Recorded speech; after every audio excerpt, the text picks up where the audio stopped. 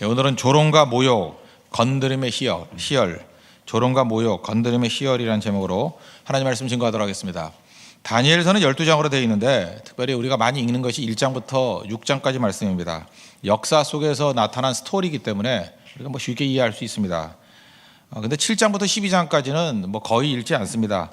특별히 12장에 가면 많은 이들을 주께로 돌아오게 하는 이런 별과 같이 빛나리라 하는 한 절 갖고 이렇게 설교하는 거 그 정도만 하지 거의 다루지 않습니다. 이유가 뭐냐? 4개의 환상으로 이루어져 있습니다. 근데 그 내용 자체가 요한계시록 수준입니다. 그러니까 오늘도 읽어보셨지만 이게 무슨 소리야? 이렇게 할 정도로 환상의 내용을 이게 쉽게 해석하거나 이해하기 쉬운 내용이 아니라는 것입니다. 그래서 이게 어떻게 보면 이게 버려진 부분이다 이렇게 말할 수도 있는데 요한계시록을 풀었던 것과 마찬가지로 1차 독자 입장에서 풀면 또 그렇게 어렵지 않다고 생각을 합니다. 반드시 이 내용을 알아야 또 요한계시록과 쌍을 이룰 수 있고 또 성경에 대한 이런 두려움들이 사라진다고 생각을 합니다. 그 4가지 환상이 있는데 첫 번째 오늘 환상이 7장에 나옵니다. 반응이 안 좋으면 오늘로 끝내고 혹시 반응이 좋다 그러면 4가지 환상을 다 할 수 있으니까 여러분들이 좋은 반응을 보여주시기 바랍니다. 네 짐승 환상이라 그래요. 네 짐승 환상. 이건 요한계시록에도 많이 나왔잖아요. 그죠? 그러니까 네 짐승 환상. 그 내용을 잠깐 보시면 첫 번째 짐승이 뭐냐? 사자같이 생긴 짐승이라 그랬어요. 4절 보십시오. 첫째는 사자와 같은데 독수리의 날개가 있더니 내가 보는 중에 그 날개가 뽑혔고 또 땅에서 들려서 사람처럼 2발로 서게 함을 받았으며 또 사람의 마음을 받았더라. 또 보니 이런 얘기가 나오죠. 이게 무슨 얘기입니까? 사자가 아니고 사자같이 생겼대요. 사자는 아닙니다. 사자같이 생겼는데 사자가 아닌 게 당연한 것이 독수리 날개가 있대요. 그죠? 그런데 또 그게 뽑혔대요. 날개가. 그래서 2발로 섰답니다. 그리고 또 사람의 마음을 가졌다. 한 요 정도만 봅시다. 두 번째 짐승은 곰과 같이 생겼답니다. 곰은 아닙니다. 5절. 다른 짐승 곧 둘째는 곰과 같은데 그것이 몸 한쪽을 들었고 그 입의 이 사이에는 새 갈빗대가 물렸는데 그것에게 말하는 자들이 있어 이르기를 일어나서 많은 고기를 먹으라 하였더라. 이 곰이 이렇게 앞다리 들고 일어서는 거 있죠? 그 모습이에요. 이렇게 일어섰다. 근데 이 사이에는 3개의 갈빗대가 있더라. 그리고 옆에서 누가 말을 하는데 많은 고기 먹어라. 그러니까 이게 옛날 성경 보면 더 먹어라 그랬다는 거예요. 더 먹어. 이런 얘기예요. 세 번째 짐승입니다. 표범 같다는 얘기입니다. 6절. 그 후에 내가 또 본즉 다른 짐승 곧 표범과 같은 것이 있는데 그 등에는 새의 날개 4이 있고 그 짐승에게 또 머리 4이 있으며 권세를 받았더라. 표범인데 날개가 4개가 있고 또 머리가 또 4개래요. 권세가 있더라. 지금 여기 3개 짐승을 보면서 느끼는 게 뭡니까? 한마디로 말해서 괴물들이에요. 괴물. 이런 게 어디 있습니까? 그죠? 괴물들. 네 번째 짐승은 이름도 말할 수가 없어요. 7절 보십시오. 내가 밤 환상 가운데 그 다음에 본 넷째 짐승은 무섭고 놀라우며 또 매우 강하며 또 쇠로 된 큰 이가 있어서 먹고 부서뜨리고 그 나머지를 발로 밟았으며 이 짐승은 전에 모든 짐승과 다르고 또 10뿔이 있더라. 그 다음에 내가 그 뿔을 유심히 보는 중에 다른 작은 뿔이 그 사이에서 나더니 첫 번째 뿔 중에 3이 그 앞에서 뿌리까지 뽑혔으며 이 작은 뿔에는 사람의 눈 같은 눈들이 있고 또 입이 있어 큰 말을 하였더라. 표현할 수가 없다는 거예요. 무섭고 놀랍더라.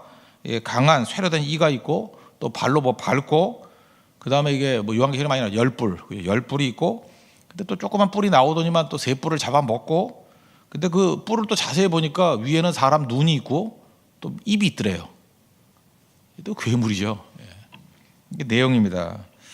그래서 이걸 읽으면 우리가 느끼는 게 뭐냐 하면 so hot이죠. 그래서 어쨌단 말이냐. 사실 이거 별 의미 없어 보입니다. 이게 뭐 하는 거냐. 그래서 이걸 이제 전통적으로 해석했던 건 뭐냐면 역사적 해석입니다. 이게 각 나라를 뜻한다는 거예요. 그래서 사자는 바벨론. 사실 이게 리저너블한 것도 있어요. 왜냐하면 바벨론이고 느부갓네살 왕이다. 바벨론의 문장이 사자거든요. 그래서 이 내용하고 좀 비슷하게 맞아떨어지는 것 같기도 합니다. 그래서 이 바벨론이라는 나라가 강력했다. 그다음 곰과 같은 것은 메데파사, 메디아하고 페르시아, 파사다. 그 새 갈빗대를 입에 물었는데 더 먹어 그러잖아요. 그래서 이 메데파사, 페르시아 아시죠, 여러분들? 엄청난 나라를 갖다가 정복하기를 원하는 거. 그래서 탐욕을 얘기하는 것입니다. 더 모아. 그 새 갈빗대가 뭐냐? 해석도 참 선명해요. 첫 번째는 애굽이고 애굽을 정복했고 아수르 정복했고 그 다음이 바벨론 정복했다. 그래서 이제 세 갈비대다 뭐 이렇게 해석을 합니다. 뭐 굉장히 와닿는 것 같습니다. 세 번째가 표범인데, 표범은 헬라라는 거예요. 헬라, 그리스. 특별히 그 헬레니즘에서 헬라가 나왔거든요. 그리스.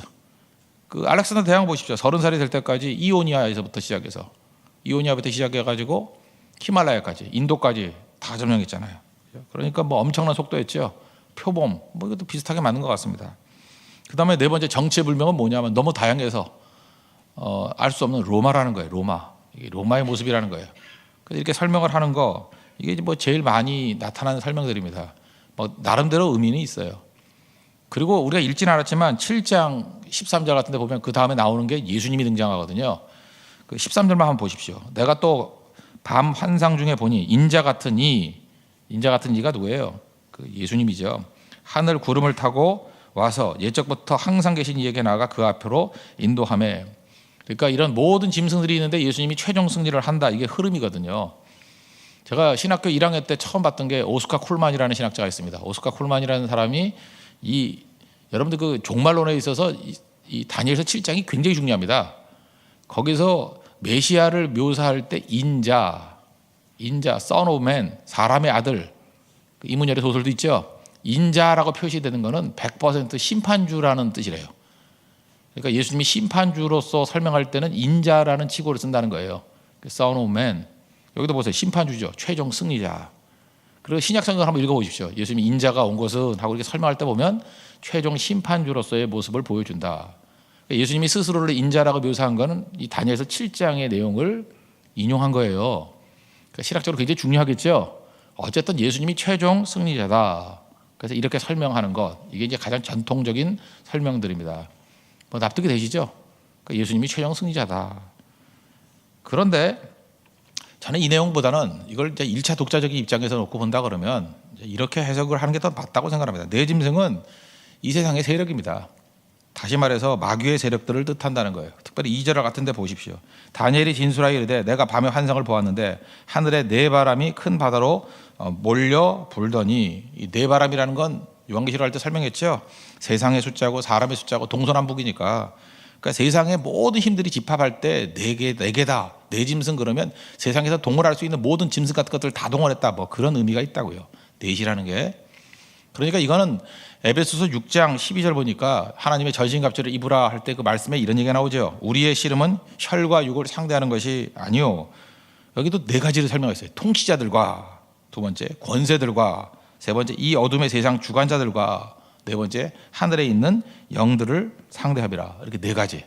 그러니까 세상에는 모든 힘을 묘사할 때 항상 네 가지예요. 여러 잡다한 그 악한 영들, 어떤 통치자를 활용해 가지고 공격하는 악한 영의 세력들, 그런 것들을 얘기하고 있다는 거예요. 보이지 않는 악한 세력. 이게 넷이라는 의미고, 또 하나 성경을 보면 우리는 바다 그러면 되게 낭만적이죠. 바닷가에 뭐 집 짓고 살고 싶다 뭐 이러는데, 성경은요 거의 바다가 이 마귀 소굴입니다. 3절 한번 보십시오. 큰 짐승 넷이 어디에서 나왔어요? 바다에서 나왔어요. 그 모양이 각각 다르더라. 낭만적이지 않습니다. 그 바다라는 건요, 물이라는 거는 죄, 혼돈, 무질서, 어둠의 세력 이런 거예요. 그래서 창세기 1장에도 보니까 땅이 혼돈하고 공허하며 흑암이 깊음 위에 있고 하나님의 영은 어디에 움직였어요? 수면 위에 움직였다. 혼돈 위에 움직였다. 그럴 때 빛이 있으라. 그럴 때 빛이 있었다. 그러니까 수면은 혼돈이거든요. 빛이 있으라. 그럴 때 질서가 막 잡히기 시작했다. 카이오스에서 코스모스가 왔다. 뭐 그럴 때 이 얘기입니다. 그래서 뭐 바다에서 뭐가 일어났다. 그럴 땐 다 혼돈이에요. 바다. 그죠? 리바이어던 이런 것도 바다에서 나오는 거예요. 바다 짐승, 용 뭐 이런 거. 이렇게 그 상징적인 의미들이 있다라는 것입니다. 그러니까 악한 세력들이 막 영향을 미치는 것, 그걸 네 짐승으로 묘사하는 것. 저는 이렇게 간단히 생각하는 게 좋다고 생각합니다. 그러면 짐승과 사람의 결정적인 차이점이 뭐예요? 하나님께서 인간을 만드실 때 흙으로 사람을 만드시고 생기를 넣어주셨죠. 그래서 인간만의 독특성이 생기입니다. 하나님의 형상대로 지음받았다는 게 하나님의 생기예요. 생기. 그 생기가 있기 때문에 인간만이 하나님과 관계를 가질 수 있습니다. 그 예배잖아요. 하나님과 교류가 가능해요. 교제가 가능하다고요. 그게 생기라는 것입니다. 하나님과의 관계. 그러므로 짐승이라는 건 뭐냐면 하나님과의 관계가 깨진 상태를 말하는 거예요. 짐승은 하나님과의 교제가 있을 수 없다는 것입니다. 그러므로 하나님과 관계가 없는 권력, 짐승 같은 권력이에요. 하나님과 관계가 없는 노력, 그건 짐승 같은 노력이에요. 우리 인생도 다 마찬가지입니다. 우리 인생이 짐승 같은 인생을 살려고 그러면 하나님과의 관계가 깨지면 그렇게 돼요.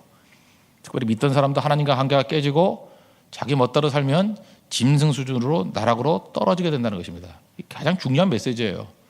그러니까 짐승과 하나님 나라를 대비하고 있죠. 짐승의 나라에서 하나님 나라로 가라.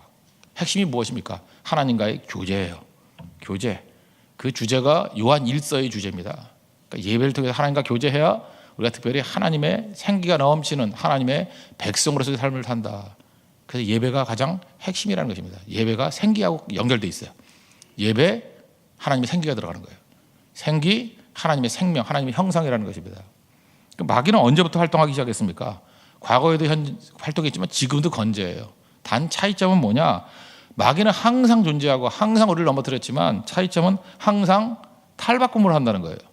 이 모양을 바꿔간다는 것입니다. 바벨론, 파사, 헬라, 로마 때는 황제나 왕의 모습으로 통치자들과 그래서 통치자들 배후에 마귀의 음모들이 있어요. 통치권을 통해서 마귀가 이렇게 장난치는 게 있다는 것입니다. 최근 들어서는 파시즘이라든지 나치, 최근에 또 뭐예요? 대중매체, 인터넷 이런 걸 통해서 마귀가 옷을 갈아입어가면서 계속해서 공격한다는 것입니다.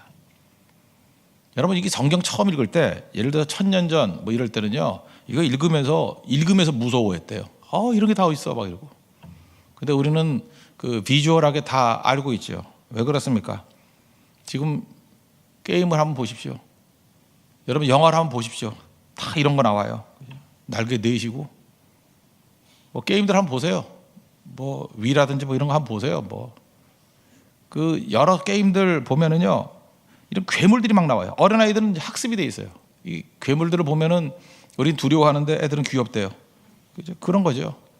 옛날에는요 예를 들어서 바벨론의 황제 파사의 왕 그러면 독재자들이 아무리 못된 짓을 해도 일반 백성들은 평생 가봐야 그 얼굴 볼 수도 없었습니다. 그러니까 별 미친놈이 이상한 일을 하는구나 이 정도만 느끼는 거지 얼굴 볼 시간이 없었어요. 왜냐하면 너무 넓은 데니까. 왕을 어떻게 봅니까? 지금 어떻습니까? 문화를 통해서 매일매일 접하는 거예요. 여러분 이상한 괴물 나오는 영화 잠깐 보지 마십시오. 괴기 영화 이런 거 보지 말고요.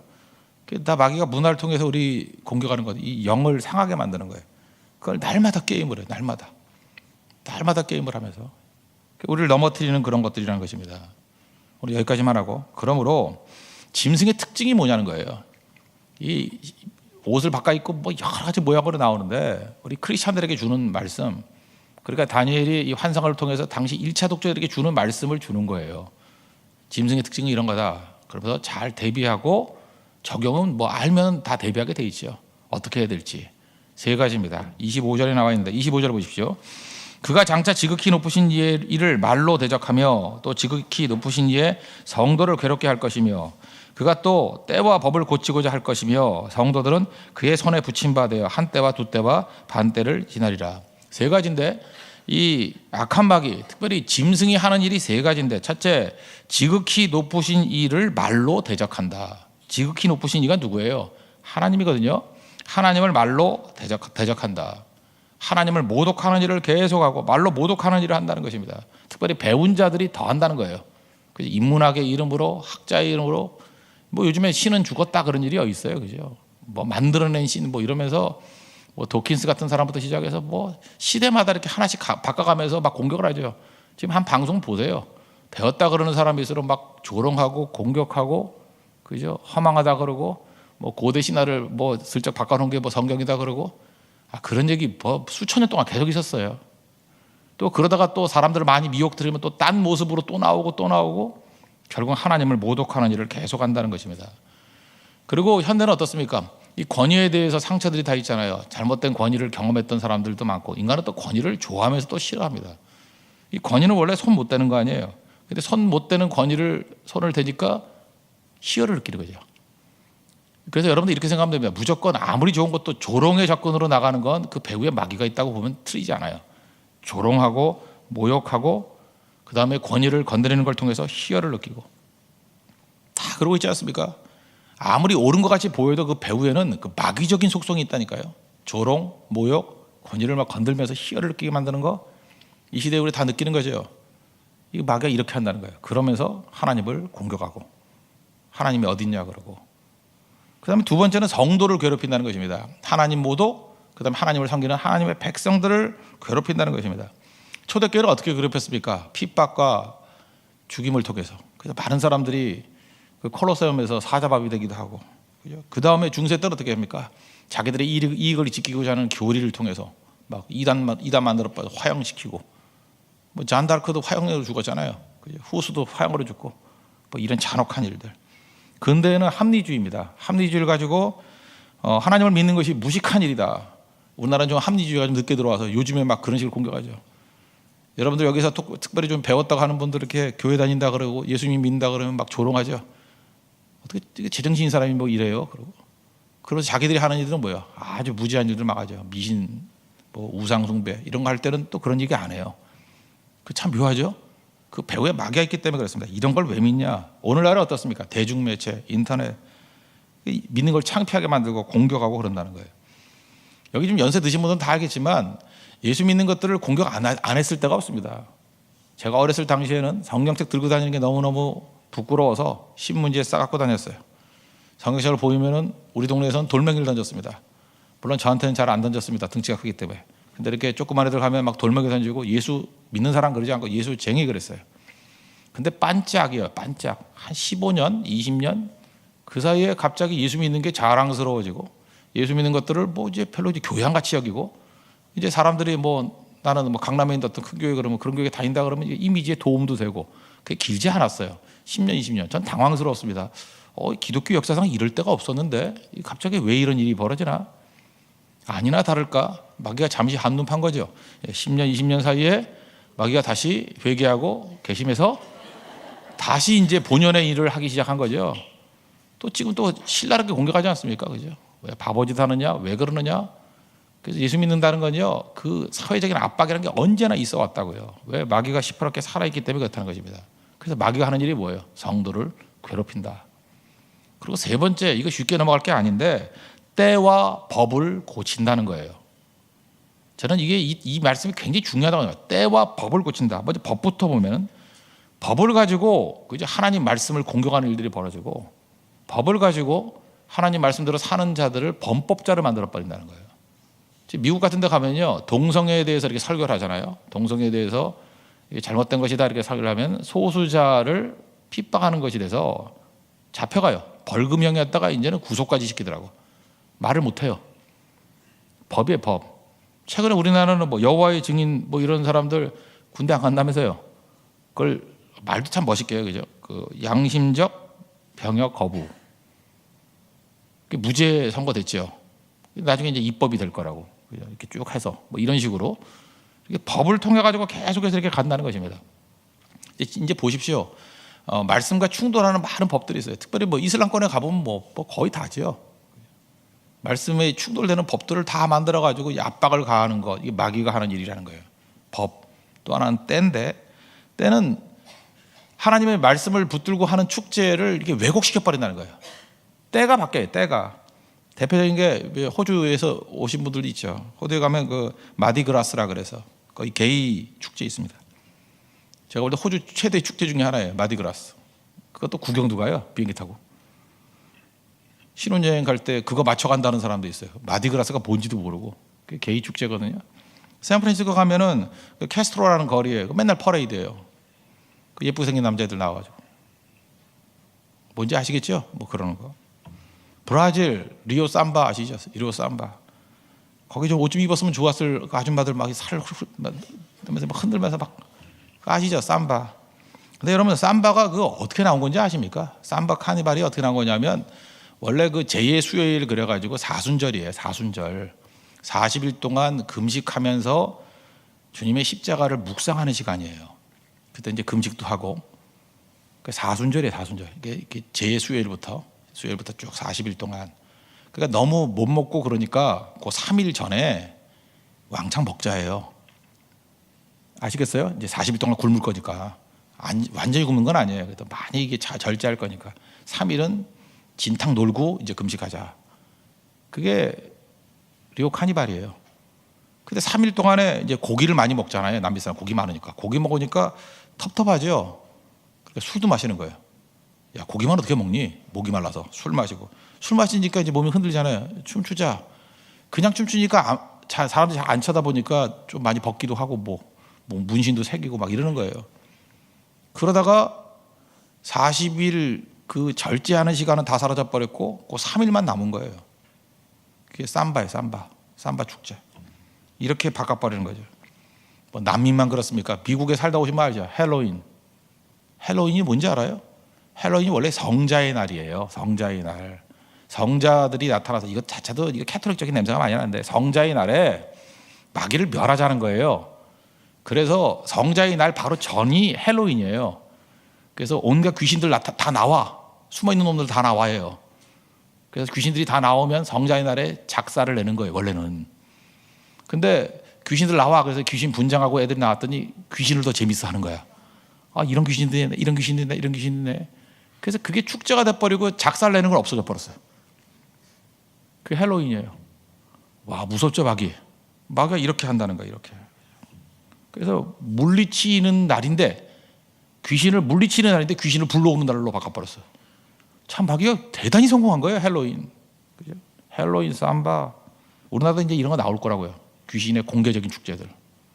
마귀는 처음에 숨어서 하다가요, 나중에 공개적으로 나와요. 크리스마스. 여러분 아시죠? 옛날에 뭐 캐롤도 울려 퍼지고 예수님 뭐 어린 예수님이 오셨다 뭐 이러면서. 근데 지금은 예수님이 사라져버리고 그 지저스란 말이 없어요. 크리스마스라는 말도 없고 카드에 어느 순간 슬쩍 뭐 시즌스 그리팅, 뭐 새해 인사 뭐 이 정도로 바뀌더니만 지금 그것도 없어요. 다 왜곡해 버린 거죠. 산타클로스로 바뀌더니만 이제 산타도 약발이 다 했는지 이제 딴 걸로 바뀌어버리고 그렇게 돼버렸다고요. 때와 법을 바꿔버린다. 제가 볼 때 이 다니엘서 7장이 마귀가 하는 일들을 명확히 보여줍니다. 그러니까 여러분이 어떤 대상을 보면 저게 마귀적인가 아닌가를 보면은 세 가지 작업을 해요. 하나님을 모독, 성도들을 괴롭힘, 때와 법을 바꾼다. 그런데 뭐 걱정할 게 없다는 거죠. 다니엘이 1차 독자에게 말하는 게 제한적이라는 것입니다. 그래서 뭐라고 돼 있어요? 성도들은 그의 손에 붙임받아요 한 때와 두 때와 반 때를 지내리라. 이게 이제 나중에 뭐 요한계시록 보면 뭐 한 때를 1년으로 잡아가지고 2년 반이고 뭐 저 앞에 뭐 3년 반이고 뭐 뒤에 뭐 그런 복잡한 거 듣지 말고요. 간단히 생각하면 돼요. 제한적이다. 이거 오래되는 게 아니라는 거예요. 곧 끝장 난다. 그리고 성도가 해야 될 일이 무엇입니까? 믿음 붙들고 그냥 가라. 똥개는 짖어도 경부선은 가라. 아시겠어요? 그래서 믿음 지키는 거, 믿음 지키는 거. 그러면서 약속을 주시죠. 26절, 27절 최종 승리한다. 그러나 심판이 시작되면 하나님의 심판입니다. 인자가 이제 사람같이 생기시니 인자 예수님이 그는 권세를 빼앗기고 완전히 멸망할 것이요. 짐승들입니다. 나라와 권세와 온 천하 나라들의 위세가 지극히 높으신 이의 거룩한 백성에게 붙임 바 되리니 우리들이에요. 그의 나라는 영원한 나라이라. 모든 권세 있는 자들이 다 그를 섬기며 복종하리라. 최종 승리합니다.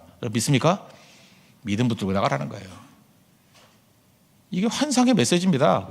마귀의 본질을 보여주는 거예요. 이따위 짓을 할 건데 끝까지 견뎌. 흔들리지 마. 최종 승리할 거야. 마귀는 계속해서 우리 마음을 누르게 만들고 흔들리게 만들고 믿음 따르게 만들어요. 그래서 마귀를 멸하는 주역들을 흔들리게 만드는 것입니다. 흔들리지 마. 믿음이 뭐라고요? 견딤이라고요. 에무나. 끝까지 견디고 승리해라. 이 얘기를 듣고 다니엘이 어땠어요? 우리도 다니엘과 같은 마음 자세를 가져야 됩니다. 마지막 절 28절 그 말이 이에 그치지라. 나 다니엘은 중심에 번민하였으며 내 얼굴빛이 변하였으나. 이거 마귀가 너무 격렬하게 뛴다 그러니까 마음이 아팠죠. 그러나 내가 이 일을 마음에 간직하였느니라. 여러분도 다니엘이 이 마음 가지십시오. 이 말씀을 마음에 간직했다. 그래서 끝까지 말씀 지키고 승리하는 모습으로 서는. 그래서 그의 나라가 영원한 나라고 그 영원한 나라를 위해서 쓰임받고 승리의 주역이 되는 우리 믿음의 종 되기를 바랍니다. 옆 사람 인사합시다. 끝까지 믿음 지킵시다.